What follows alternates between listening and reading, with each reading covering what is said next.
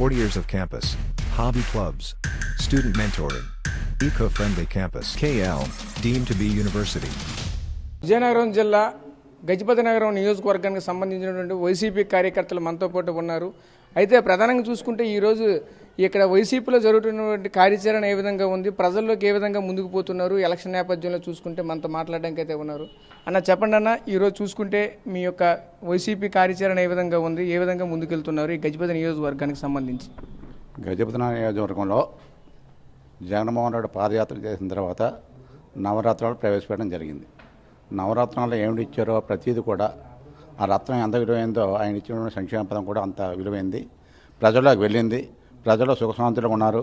ప్రతి విద్యార్థి సుఖశాంతులతో ఉన్నాడు. ఎందుకంటే లోగడ స్కూల్కి వెళ్తే కూర్చోడానికి మళ్ళీ ఉండేది కాదు, రాసుకునేది శుద్ధమకు ఉండేది కాదు, మరి పౌష్టికాహారం అంటే అసలు ఉండేది కాదు. కానీ ఈరోజు ప్రతి విషయంలో కూడా అమ్మఒడి అనేసి ఇలా పిల్లల విషయంలో ఉంది. అలాగే పెన్షన్ విషయంలో కూడా ఏంటంటే లోగడ ఇంటి దగ్గర కూర్చొని ఫస్ట్ వచ్చేసరికి ఏ ఒకటో తరగో 10వ తరగో 15వ తరగతి 5 పెన్షన్ వచ్చేది. అది వచ్చింది కూడా చాలా స్వల్పం.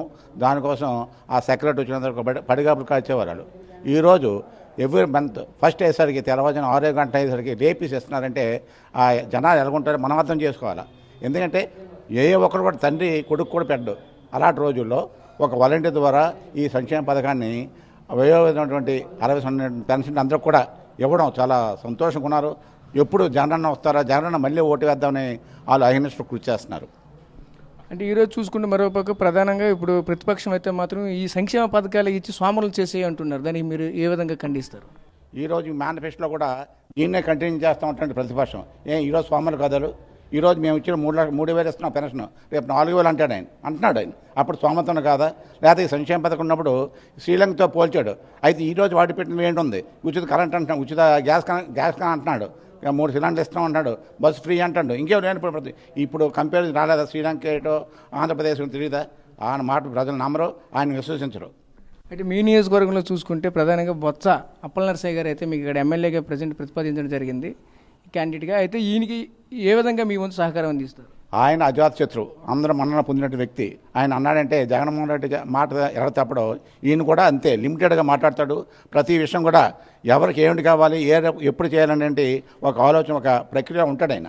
ఆయన అంటే మొత్తం నియోజకవర్గం అంతా కూడా చాలా అభిమానిస్తారు. ఆయనకు ఓట్లు వేయని చూస్తారు. అన్న మీరు చెప్పండి అన్న, మీ నియోజకవర్గానికి సంబంధించి ఇంతవరకు కూడా బొత్స అప్పలనరసయ్య గారు ఎమ్మెల్యేగా పనిచేశారు. ఆయన ఎటువంటి అభివృద్ధి కార్యక్రమాలు చేశారు మీ నియోజకవర్గంలో?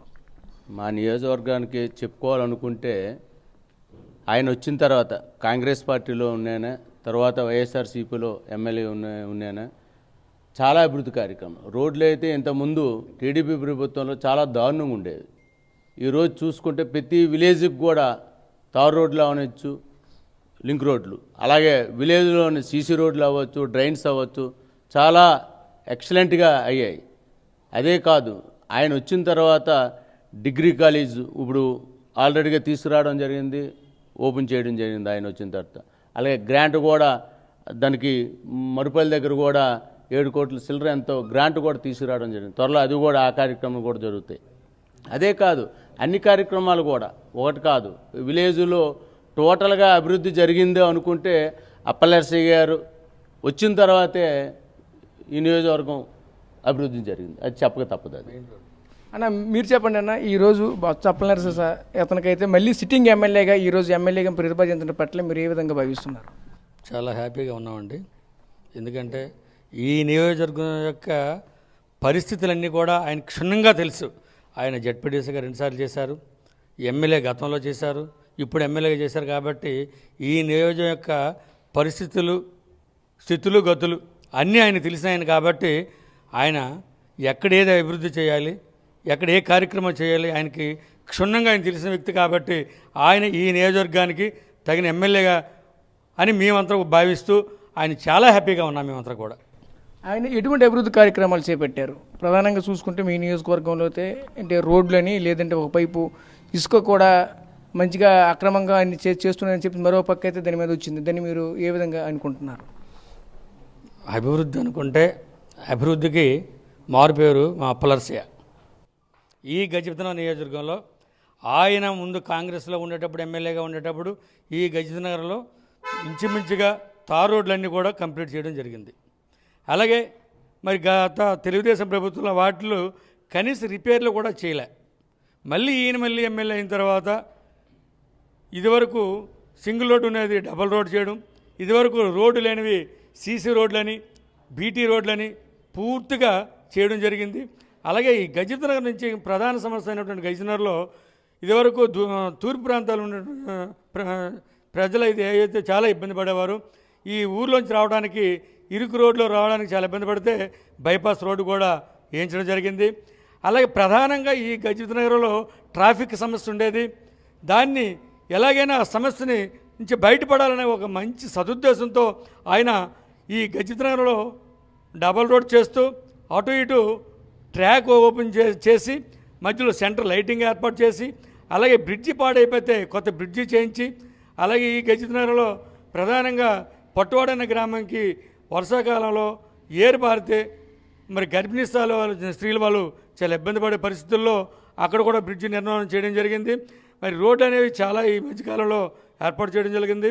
అలాగే జిల్లాలో ముఖ్యంగా ఈ మండలంలో సచివాలయం, రైతు భరోసా కేంద్రం, వెల్నెస్ సెంటర్లు 100% కంప్లీట్ చేసే మండలం ఏదైతే ఉందో ఈ గజపతినగర్ మండలం.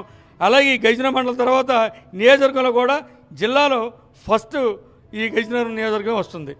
అయితే ఇప్పుడు ప్రధానంగా మీ నియోజకవర్గంలో ఇసుక మాఫియా చేశారని ప్రతిపక్షాలు ఆరోపిస్తారు. దాన్ని మీరు ఏ విధంగా ఖండిస్తారు?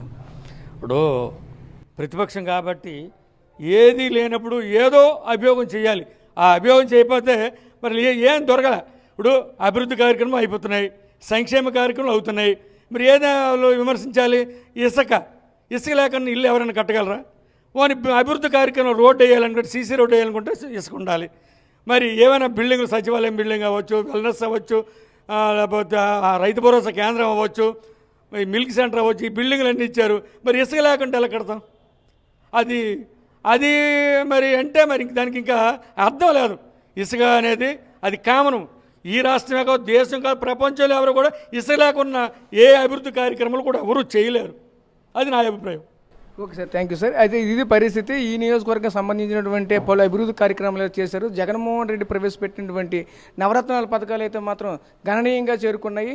నవరత్నం అనేది ఎంత క్వాలిటీగా, ఎంత నాణ్యమైనదో ఈరోజు ప్రజలకి నవరత్న పథకాలు కూడా అంత క్వాలిటీతో అందించడం అయితే జరిగిందని అయితే మనతో పాటు ఉన్నటువంటి ఇక్కడ వైసీపీ కార్యకర్తలు చెప్తున్న పరిస్థితి అయితే చూస్తున్నాం. కెమెరా పర్సన్ నాయుడుతో రాజేష్, RTV, గజపతినగరం, విజయనగరం నుంచి. మరిన్ని వీడియోస్ కోసం ఛానల్ ని సబ్స్క్రైబ్ చేయండి. లేటెస్ట్ అప్డేట్స్ కోసం వాట్సాప్ ఛానల్ ని ఫాలో చేయండి.